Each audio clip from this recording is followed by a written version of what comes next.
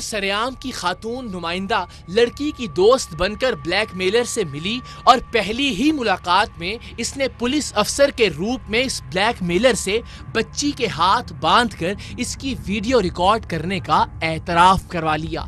हमारी नुमाइंदा ने इससे पूछा कि आपने इसे बांधा क्यों था, तो अगर इसने ऐसा न किया होता तो ये पूछता कि मैंने इसे कब बांधा या आप क्या बात कर रही हैं। इसकी बजाय उसका कहना था कि ये मेरा और उसका जाती मसला है।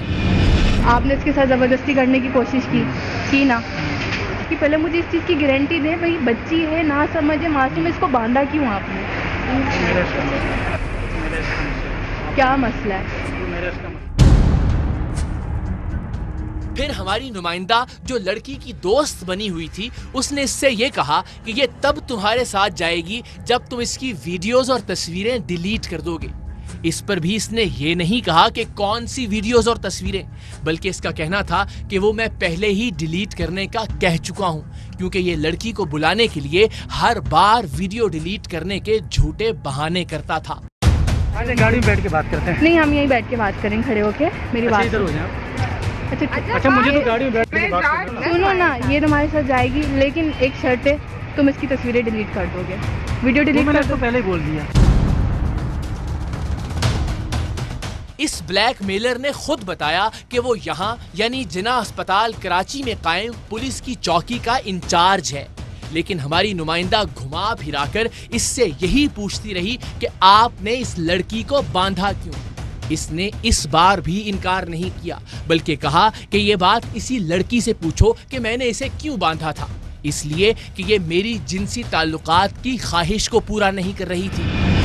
मैं यहाँ पे पुलिस चौकी इंचार्ज हूँ, ठीक है, मुझे हर बंदा यहाँ जानता है। मेरी बात आप जबरदस्ती कर रहे हो ना इसके साथ। मैं जबरदस्ती कर रहा हूँ। तो आपने इसको बांधा क्यों अगर जबरदस्ती नहीं करते? क्यों बांधने से पूछो। क्यों बांधा था इसने? मैं मान नहीं रही थी। जबरदस्ती कर रहा था ना, तो बोलो। अब मान नहीं रही थी आपके साथ कुछ करने की, क्यों नहीं मान रही थी तुम?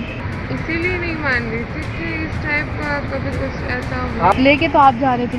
मैं तो लेके जा रहा हूँ, ले जाने दे नहीं रहे। हमारी नुमाइंदा ने तीसरी बार इससे कहा कि आपने इसे बांधा बरहना किया, तो इस बदबख्त का जवाब इंतहाई पुरसुकून था कि मैंने कौन सा इसे रस्सियों से बांधा था, ये हाथ चला रही थी इसलिए इसे बांधा था। वो तो बाद में लड़की ने हमें बताया कि इसने जख्मों पर की जाने वाली पट्टियों से उसे बांधा था। तो इसकी तस्वीरें, इसकी वीडियो, इसको बांधा है, इसको नंगा किया है आपने। ओ भाई मेरी बात सुनो, मैंने कोई ऐसे इसको रस्सियों से नहीं बांधा है, ये हिल नहीं सक रही थी, ठीक है ना, ये हाथ चला रहे थे, मैंने सिर्फ इसके हाथ बांधे थे, ठीक है।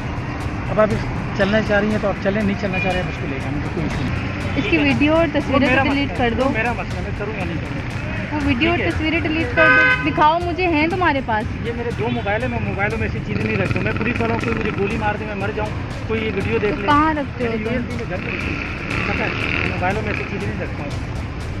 अगर ये तुम्हारे साथ रिलेशन में नहीं आएगी, तुम वायरल कर दोगे। वो मेरा मसला, वो मेरी सोच है। अभी हट जा, मैं जा रहा हूँ, जाओ तुम। जाए? मैं जा रही हूँ। बैठो आओ, फिर बैठ जाओ बस। जा रही हो तुम? कहते मैं तुम्हारा पीछे हूँ, मैं इन सब से रोज से तंग आ गई हूँ, बस इस बात को खत्म करना चाहती हूँ। बहरहाल अब हमारी नुमाइंदा और ब्लैकमेलिंग का शिकार लड़की इसके साथ गाड़ी में बैठ गए। टीम सरेआम के बाकी अराकीन मुस्तकिल गाड़ी पर नजर रखे हुए थे। इसने दोनों लड़कियों को खौफजदा करने के लिए अपनी प्राइवेट ब्रांड न्यू गाड़ी में लगा हुआ हूटर भी बजाया और अपनी पिस्टल निकालकर धमकाया भी कि अगर इस लड़की ने इसकी बात न मानी तो वो इसे गोली मार देगा। आप इसको डरा धमका के लेके जाते हो। अगर मैं गलत करना चाहूँ ना, आप इसके साथ हो तब भी मैं गलत कर सकता हूँ, ठीक है। अगर वो आपके साथ नहीं आई तो ये इसकी बर्बादी है, समझ गई मैं, बर्बादी इसकी है। अच्छा, पुलिस की गाड़ी लेके घूम रहे हो तो क्या इसको गोली मारोगे कि वीडियो वायरल करोगे? कितनी सी बंदे की जान लेती है, कितनी सी ये नहीं पूरी जाती, सिर्फ ये जाती है, ये अंदर ही ले जाती है। उस दिन टीम सरेआम की नुमाइंदा की मौजूदगी की वजह से ये ब्लैकमेलर लड़की का इस्तेहसाल नहीं कर सका, लेकिन दिल ही दिल में उसने अपना अगला हदफ हमारी नुमाइंदा को मुकर्रर कर लिया था और इसीलिए ये अगली मुलाकात में भी इस लड़की को उसकी सहेली यानी टीम सरेआम की नुमाइंदा के साथ मिलने पर आमादा हो गया था। अगली मुलाकात पर हमने इस शख्स को गिरफ्तार करवाने का मंसूबा बनाया। मुकर्ररा दिन पर हमने लड़की पर बीतने वाले ब्लैकमेलिंग के 3 साल का पूरा अहवाल सुना और उसे रिकॉर्ड किया। हम ब्लैकमेलिंग के ऐसे केसेस में 3 वजूहात की बिना पर लड़की की गुफ्तगू को रिकॉर्ड करते हैं या फिर उससे रिकॉर्डिंग करके हमें भिजवाने की दरखास्त करते हैं। पहली वजह तो ये कि ब्लैकमेलर के खिलाफ कार्रवाई के वक्त या फिर कार्रवाई के बाद किसी भी दबाव की वजह से लड़की अगर अपना बयान तब्दील करे तो हमारे पास रिकॉर्ड के लिए उसकी गुफ्तगू मौजूद हो। दूसरी वजह ये कि देखने वालों को ब्लैकमेलर के करतूतों का सही से इल्म हो सके, उन्हें अंदाजा हो सके कि ब्लैकमेलिंग की वजह से एक बच्ची किस तकलीफ और अजियत से गुजरती है, न किसी से कुछ कह सकती है, न कहीं डर के मारे शिकायत कर सकती है।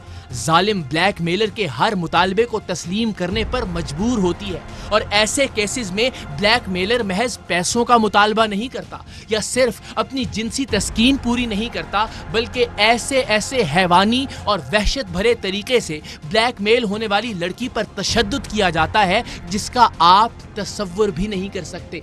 ब्लैकमेलिंग का शिकार होने वाली लड़की की गुफ्तगू रिकॉर्ड करने की तीसरी वजह यह होती है कि शायद उस बच्ची की गुफ्तगू सुनकर घर बैठी बेटियां और बहनें कुछ सीख सकें।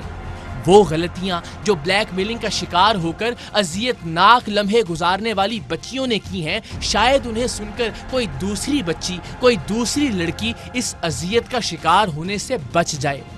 लेकिन ब्लैकमेलिंग के इस मामले में इस लड़की की गलती ना होने के बराबर थी। इस लड़की को तो इस ब्लैकमेलर पुलिस अफसर ने अपने इख्तियारात का नाजायज इस्तेमाल करते हुए ब्लैकमेलिंग के जाल में फंसाया था। अब मुझे कंप्लीट भाई समझ के बताएं कि इसने कब से ये ज़लालत शुरू की आपके साथ, खौफता करके और हिम्मत करके, रोए बगैर? काफ़ी टाइम हो गया है, रॉन्ग नंबर बन के कॉल की थी। तो ये पुलिस वाले, इसके पास कोई ऐप है, इसके जितने नंबर ब्लॉक करो ये नए नए नंबर से कॉल करता है। अजीब अजीब नंबर होते हैं। मैंने इसके 100 से ज़्यादा नंबर ब्लॉक किए, 3 सिमें चेंज की इसकी वजह से। नंबर से फ़ोन करता है और इसके पास सिम का नंबर चला जाता है, कैसे जाता है नहीं पता। तो आपका राब्ता एक अननोन कॉल की वजह से हुआ था। कहा था मैं ये बात कर रहा हूँ, असद से मेरी बात करवाओ। तो मैंने कहा कि कौन असद? इस तरीके से मतलब डेली कॉल पे करता रहा, ये कॉल मैं ब्लॉक करती रही। बीच में फिर अब्बू का नंबर गया, भाई का नंबर गया, तो मैं बात नहीं, पहले तो नहीं गया था जब मैं बात नहीं करती थी तो इनको फ़ोन करता था? पहले नंबर नहीं था, तो ये मुझे बार बार हर टाइम फ़ोन करता था। मैं मोबाइल 1 मिनट कहीं रख नहीं सकती थी घर वालों की वजह से कि कोई उठा ले इसकी कॉल। तो इस तरह ये ऐसे चुप होता था कि मुझे टाइम मिलता था, मैं इससे आधा घंटा रात में लेट टाइम बात कर लेती थी आराम से। तो बस मुझे यही लगा कि ये चुप रहेगा तो बस ऐसे। हाँ था कि घर वालों तक बात नहीं पहुँचे।